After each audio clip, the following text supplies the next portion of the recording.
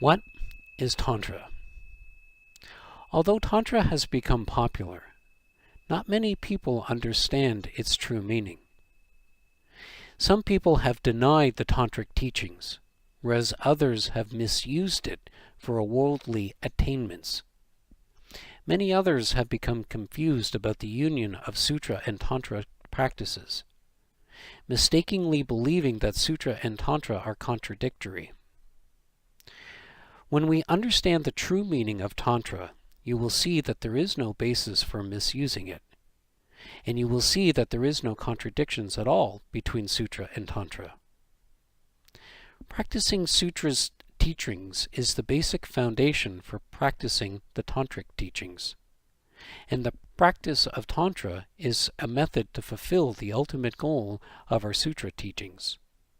For example, in a Sutra teaching, the Buddha encourages us to abandon our attachments. And in Tantra, he encourages us to transform attachments into a spiritual path.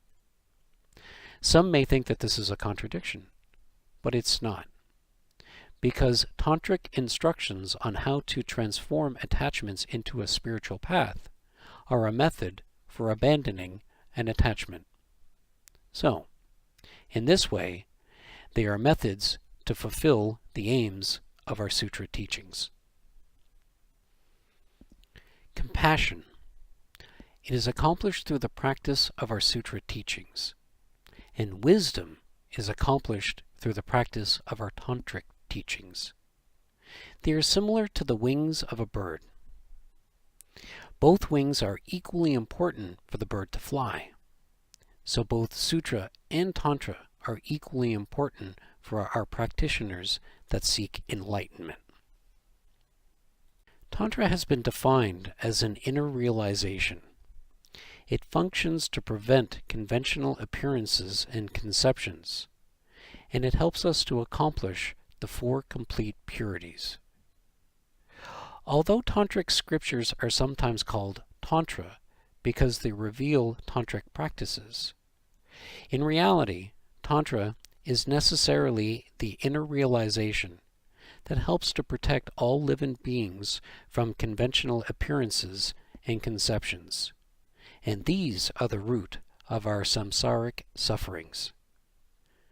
Tantra, secret mantra, Vajrayana, these are all words you may have heard before, but you must remember they are all the same word. They are synonymous.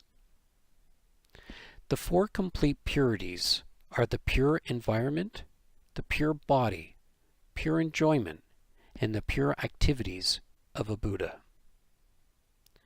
For living beings, the experience of worldly pleasures is the main cause of our increasing attachments, and therefore they are the main cause for increasing all of our problems.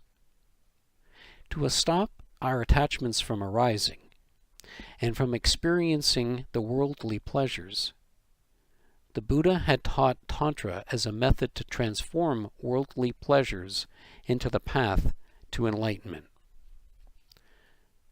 In accordance to the different levels of transforming worldly pleasures into a path, the Buddha taught 4 levels or classes of Tantra. There's Action Tantra, Performance Tantra, the Yoga Tantra, and the highest of Yoga Tantras. The first 3 are called the lowest of Tantras. In the highest Yoga Tantra, the Buddha taught the most profound instructions for transforming bliss into the quick path to enlightenment.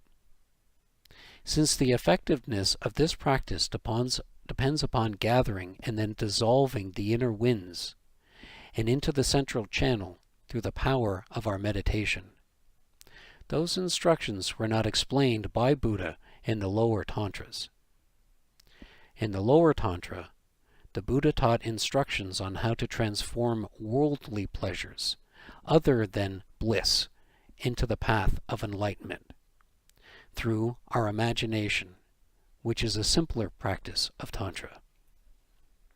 When we receive Tantric teachings, we are sowing seeds of the 4 bodies of a Buddha upon our mental continuum. The four bodies are the natural truth body, the wisdom truth body, the enjoyment body, and the emanation body. Ordinary beings do not possess more than one body, whereas Buddhas possess four bodies simultaneously. A Buddha's emanation body is their gross body, and this can be seen by ordinary beings. An enjoyment body is a subtle body, which can only be seen by practitioners who have gained higher realizations. The nature and wisdom truth bodies are the very subtle bodies that only Buddhas themselves can see. In Tantra, the principal objects to be abandoned are conventional conceptions and conventional appearances. The terms conventional conceptions and conventional appearances are best explained in the following example. Let's say there's a practitioner called Jeff. Normally Jeff sees himself as Jeff. His environment, his enjoyments, his body, and his mind are Jeff's. These appearances are conventional appearances. The mind that ascends these conventional appearances are holding them to be true as conventional conceptions. The appearance that we have of an intrinsic I, of mine, and other phenomenon are also conventional appearances. Self-grasping and other delusions are conventional conceptions. Conventional conceptions are obstructions to our freedom, and conventional appearances are obstructions to omniscience. So in general, all sentient beings, except bodhisattvas, who have attained a Vajra-like concentration of the path in meditation, have conventional appearances. Now, if Jeff were to meditate on the visualization stage of Heruka, Heruka being a tantric deity that represents the embodiment of indivisible bliss and emptiness, and Jeff were to strongly regard himself as Heruka, believing that his surroundings, his experience, his body, and his mind to be Heruka, at that time he would have the divine pride that prevents conventional conceptions. If Jeff were to obtain a clear visualization of himself as Heruka, with the full environment, the enjoyment, the body, and the mind of Heruka, at that time he would have a clear appearance that prevents him from perceiving any conventional appearances. In the beginning at least, conventional conceptions are much more harmful than conventional appearances. So, you might be thinking, just what the heck was that guy talking about? Well, let me explain it this way. Let's say you go to a magic show. The magician on stage conjures up the illusion of a tiger right in front of the audience.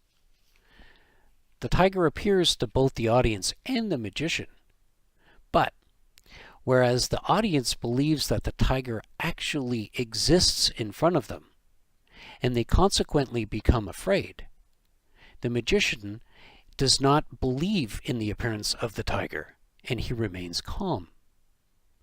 The problem for the audience is not so much that a tiger has appeared in front of them, as their conception that the tiger actually exists. It is this conception, rather than the mere appearance of the tiger itself, that has caused them to experience the fear. But if, like the magician, they had no conception that the tiger actually existed, then even though they would still have the appearance of a tiger in front of them, they would no longer be afraid. In the same way, Even though things appear to us as conventional or ordinary, if we do not conceptually grasp at them as ordinary, it will no longer become harmful.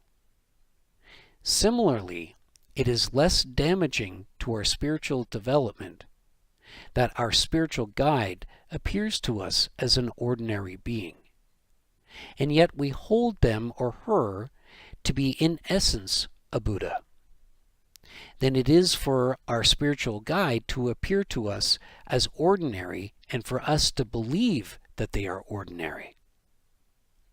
The conviction that our spiritual guide is a Buddha, even though he or she may appear to us as just an ordinary person, will help our spiritual practice to progress rapidly.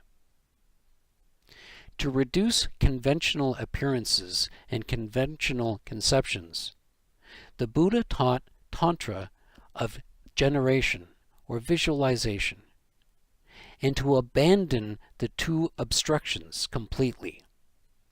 The Buddha taught Tantra of the completion stage, especially Mahamudra Tantra.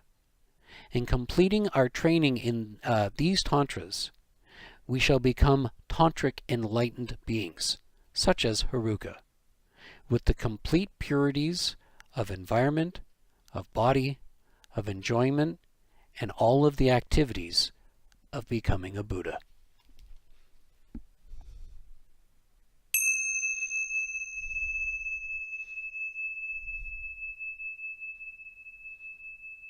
Namaste, and thank you.